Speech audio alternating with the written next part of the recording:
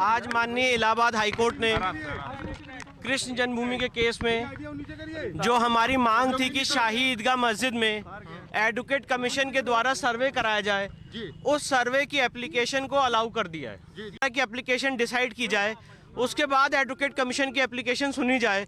उस आर्गुमेंट को माननीय न्यायालय ने रिजेक्ट कर दिया है। एडवोकेट कमीशन में कौन कौन जाएगा, कितने लोग होंगे, उसकी क्या मोडेलिटीज़ होंगी, उसके लिए माननीय न्यायालय ने 18 दिसंबर लगाई है, जिसमें मोडेलिटीज़ तय की जाएंगी कि इस एडवोकेट कमीशन में कौन कौन जाएगा, कितने लोग होंगे। ये सारी बातें 18 दिसंबर को तय होंगी। पर मूल बात यह है, एडवोकेट कमीशन वहाँ जाने का ऑर्डर, हमारी जो एप्लीकेशन थी, एप्लीकेशन 130 गा, उसको माननीय न्यायालय ने अलाउ कर दिया है और एडवोकेट कमीशन जारी करने का आदेश कर दिया। 18 दिसंबर को मोडेलिटीज तय होंगी कि एडवोकेट कमीशन के सर्वे में कौन कौन जाएगा, कितने लोग होंगे, क्या उसकी मोडेलिटीज होंगी, कब से कब तक होना है, वो सारी बातें 18 दिसंबर को तय होंगी। मंदिर बन गया, उसी प्रकार से सर्वे का आदेश ज्ञानवापी वाराणसी को मिला और वहाँ भी उसी के आधार पर चल रहा कि सारे साक्ष्य जो हैं वो हिंदुओं के पक्ष में हैं और उसका भी निस्तारण हो जाएगा। उसी प्रकार भगवान कृष्ण के जन्मस्थली जो वहाँ पर बना हुआ मजार उनकी जन्मभूमि पर भगवान के, उसका भी सर्वे के कोर्ट ने आदेश दे दिया है और सर्वे से सब कुछ स्पष्ट हो जाएगा कि ये मजार है कि मंदिर है और उसी के आधार पर कोर्ट को सुविधा होगी कि वो आदेश दे। और राम जन्मदिन 3 का मांग बहुत पहले आंदोलन में शुरू हुआ था कि काशी, अयोध्या और मथुरा।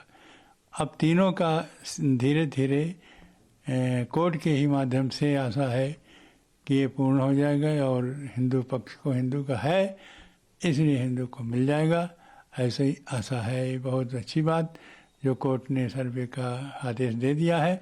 सर्वे होने के बाद में इसका फिर आगे की कार्यवाही होगी। जिस तरह से आपने हृदय से स्वागत किया इस फैसले का, बाबरी मस्जिद के पक्षकार इकबाल अंसारी ने भी इस पक्ष का स्वागत किया। कहीं ना कहीं उनके अंदर भी कोई। और राशिदी साहब, ये जानना और समझना इस आधार पर भी जरूरी है क्योंकि कोर्ट ने ज्ञानवापी सर्वे के आदेश को भी आज के इस फैसले में आधार बनाया है।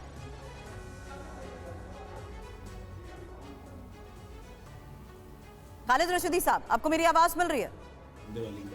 जी जी रशीदी साहब, मैं यही बता रही थी कि ज्ञानवापी सर्वे के आदेश को भी आज के इस फैसले के दौरान आधार बनाया गया। अरे जाहिर सी बात है, ऑनरेबल जज ने किस चीज़ को आधार बनाया है वो तो, और किस चीज़ को नहीं, वो तो जाहिर सी बात है जजमेंट की कॉपी पढ़ने के बाद ही आदमी इस सिलसिले में कोई अपनी राय रख सकता है। लेकिन बहरहाल जो भी सर्वे के लिए कहा गया है उस सिलसिले की जाहिर सी बात है मुखालफत मुस्लिम साइड ने की थी। लेकिन जो भी कोर्ट का फ़ैसला है, जाहिर बात है कोर्ट का अपना फ़ैसला है, उसकी हम लोग रिस्पेक्ट करते हैं। और अब देखते हैं कि सर्वे में क्या रिपोर्ट आती है। लेकिन एज आ जहाँ तक मुस्लिम कम्युनिटी का सवाल है तो जाहिर सी बात है हम सब का यही कहना है कि वो ईदगाह आज नहीं बनी है, सैकड़ों साल पुरानी ईदगाह है। और जाहिर सी बात है ये बात बारहा कही गई है कि मुसलमान कभी भी किसी की भी दूसरे ज़मीन पर अपनी इबादतगाह नहीं बनाता है, क्योंकि वहाँ पे नमाज अदा करना, इबादत करना ही जायज़ नहीं होता है। इस वजह से हम लोगों ने हमेशा अपनी ही ज़मीन पर इबादतगाहों की तामीर की है। ये एक फैक्ट है। और लेकिन बार बार इसको इसीलिए आप सब जानते हैं कि 1990। चलिए रशीदी साहब, चाहेंगे कि आप हमारे साथ बने रहिए। इस बीच जो पक्षकार हैं उनकी तरफ से बयान सामने आ रहे, पहले सुन लेते हैं। ईदगाह मस्जिद का सर्वे होना चाहिए, वो माननीय कोर्ट ने आज स्वीकार कर लिया है। अब कोर्ट के द्वारा आदेश के द्वारा ईदगाह मस्जिद का कोर्ट कमिश्नर सर्वे होगा, वहाँ पर अधिकारी जाएंगे और वहाँ जितने भी प्राचीन साक्ष्य हैं जो ईदगाह मस्जिद के अंदर हमारे हिंदू मंदिर के साक्ष्य दबे हुए हैं, उन सब की रिपोर्ट बनाकर कोर्ट कमिश्नर माननीय न्यायालय में जमा करेंगे तो माननीय न्यायालय को फैसला देने में आसानी होगी।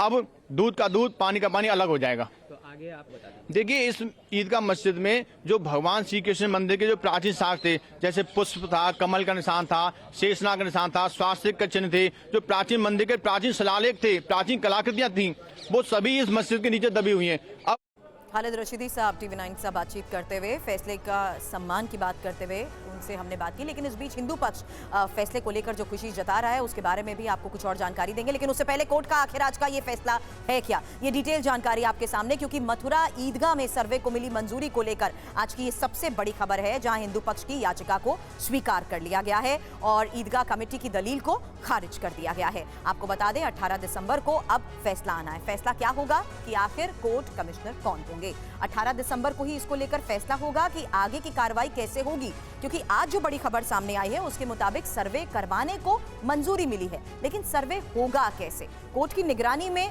सर्वे होगा, इस बात की भी मंजूरी मिल गई है। लेकिन कोर्ट कमिश्नर कौन होंगे इसका फैसला 18 दिसंबर को होगा। आगे की कार्रवाई कैसे होगी इसका फैसला भी 18 दिसंबर को होगा। और ज्ञानवापी सर्वे पर सुप्रीम कोर्ट के फैसले को आधार माना गया है, जिस आधार पर लगातार हम अपने सहयोगियों के साथ भी चर्चा कर रहे हैं कि अब मथुरा ईदगाह के सर्वे में आखिर आगे होगा क्या।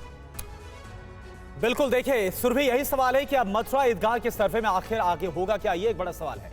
अयोध्या काशी की राह पर केस को आगे बढ़ाया जाएगा। जो जानकारी साफ तौर पर निकलकर सामने आ रही, मंदिर मस्जिद का सच पता लगाया जाएगा, क्योंकि जो हिंदू पक्षकार है उनकी तरफ से दावा किया जा रहा है कि जो 2.5 एकड़ की जमीन इस वक्त ईदगाह के पास से वहां पर तमाम मंदिर के चिन्ह है, कृष्ण जन्मभूमि के सबूत सामने आएंगे। ये एक बड़ा सवाल है। रिपोर्ट मुकदमे की दिशा तय करेगी कि आगे फिर ये जो मुकदमा है वो किस तरफ रुख करता हुआ नजर आएगा। ये पता चलेगा कि जन्मभूमि की जगह पर ही क्या मस्जिद को बनाया गया। जो कहा जा रहा है कि किस तरह से 1670 के आसपास औरंगजेब ने मंदिर को तोड़कर यहां पर मस्जिद बनवाई थी। और आपको बता दें, कुछ दिन पहले प्रधानमंत्री मोदी मथुरा गए थे, जहां पर पीएम ने कृष्ण जन्मभूमि के दर्शन भी किए थे। आपको सुनाते हैं तब प्रधानमंत्री ने क्या कहा था। यहाँ वही आता है जहां श्री कृष्ण और श्री जी बुलाते हैं। ये कोई साधारण धरती नहीं है, ये ब्रज तो हमारे श्यामा श्यामजू का अपना धाम है। ब्रज लाल जी और लाडली जी के प्रेम का साक्षात अवतार है। ये ब्रज ही है जिसकी रज भी पूरे संसार में पूजनीय है। ब्रज की रज रज में राधा रानी रमी हुई है। यहां के कण कण में कृष्ण समाये हुए हैं।